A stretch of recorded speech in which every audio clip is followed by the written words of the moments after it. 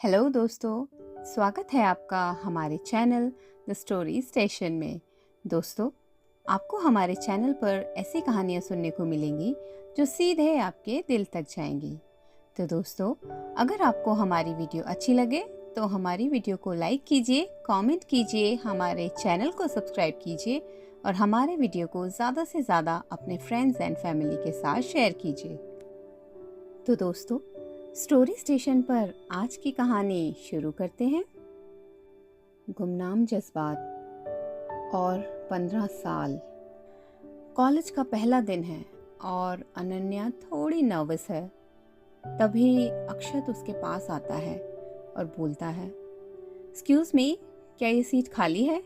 I mean, अगर तुम किसी का वेट नहीं कर रही हो तो क्या मैं यहाँ बैठ सकता हूँ? अनन्या मुस्कुराते हुए कहती है, नहीं नहीं, बैठ जाओ, मैं भी यहाँ नई ही हूँ। तो अक्षत कहता है, मेरा नाम अक्षत है। तुम्हारे चेहरे से लग रहा है जैसे तुम फिजिक्स के लेक्चर से कुछ ज्यादा ही डर रही हो। तो अनन्या कहती है, मेरा नाम अनन्या है और हाँ, लिटरली फिजिक्स मेरी दुश्मन है। और दोनों हंसने लगते हैं। धीरे धीरे वक्त गुजरता गया और दोनों हमेशा साथ साथ दिखते।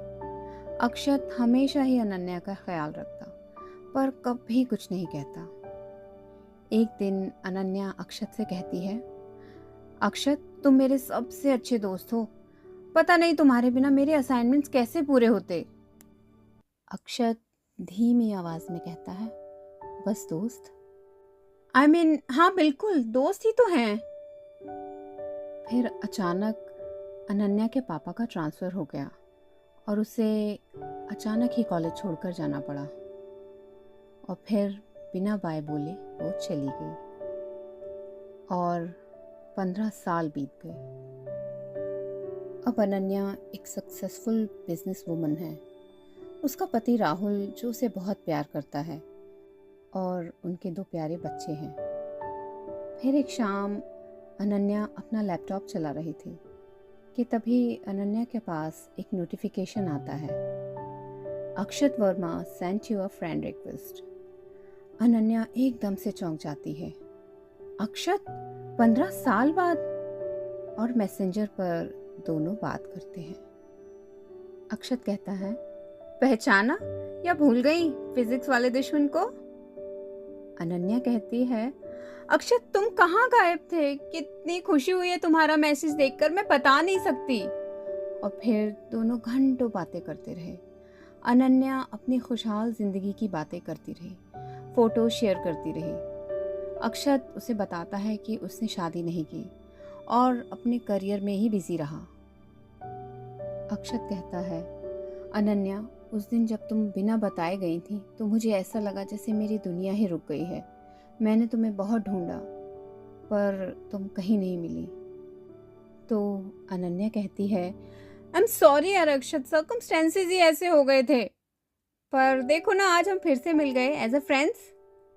तो अक्षत आगे कहता है, अनन्या, क्या मैं तुम्हें कुछ कह सकता हूँ?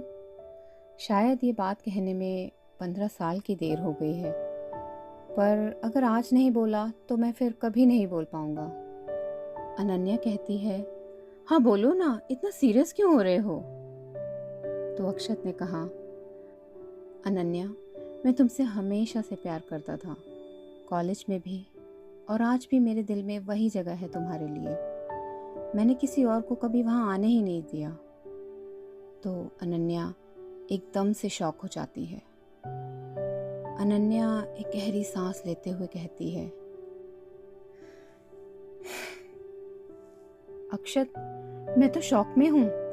मैंने कभी तुम्हें उस नज़र से देखा ही नहीं। मेरे लिए तुम हमेशा एक ऐसे दोस्त थे जिस पर मैं हमेशा आंख बंद करके भरोसा कर सकती थी। अक्षत कहता है, मैं जानता हूँ अनन्या, पर मेरी फीलिंग्स।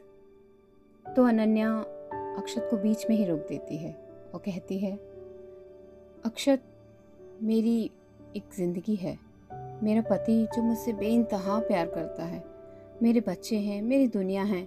मैं अपनी लाइफ में बहुत बहुत खुश हूँ। जो तुम कह रहे हो उसका आज कोई मतलब नहीं है। अक्षत कहता है, अनन्या, क्या हम कि हम वैसे नहीं रह सकते। तो अनन्या कहती है, हम दोस्त रह सकते हैं, पर तभी तक जब तुम मेरी प्रेजेंट रियलिटी की रिस्पेक्ट करो। वो पुरानी बातें एक खूबसूरत याद थी और उन्हें यादें ही रहने दो। मोहब्बत बनाकर आज को मत बिगाड़ो। हम पहले की तरह ही दोस्त रहेंगे।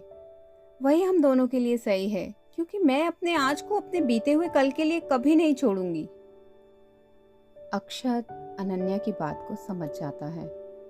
वो थोड़ा उदास तो होता है, पर अनन्या की समझदारी की इज्जत करता है और फिर दोनों एक दूसरे को गुड नाइट बोल देते हैं, पर इस बार दोस्ती के एक नए और साफ रिश्ते के साथ।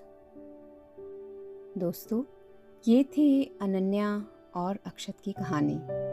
कभी कभी हम जिन जज्बातों को दिल के किसी कोने में सदियों तक दबा कर रखते हैं, उन्हें बाहर निकालने का वक्त गुजर चुका होता है। अक्षत का प्यार सच्चा था, पर अनन्या की समझदारी उससे कहीं ज़्यादा बड़ी थी। उसने साबित किया कि दोस्ती की अपनी एक अलग जगह होती है और घर परिवार की अपनी।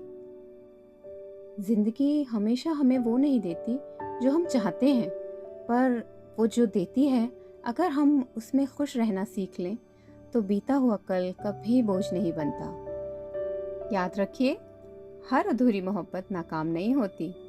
कुछ दोस्ती बनकर जिंदगी भर का साथ दे जाती हैं। कुछ रास्ते मंजिलों पर ख़त्म नहीं होते, कुछ दर्द वक्त के साथ कम नहीं होते। जिंदगी की हकीकत ने हमें ये सिखाया है कि हर पुराना साथी आज के हम कदम नहीं होते। तो दोस्तों, स्टोरी स्टेशन पर आज की कहानी यहीं तक। फिर मिलते हैं एक और नई कहानी में।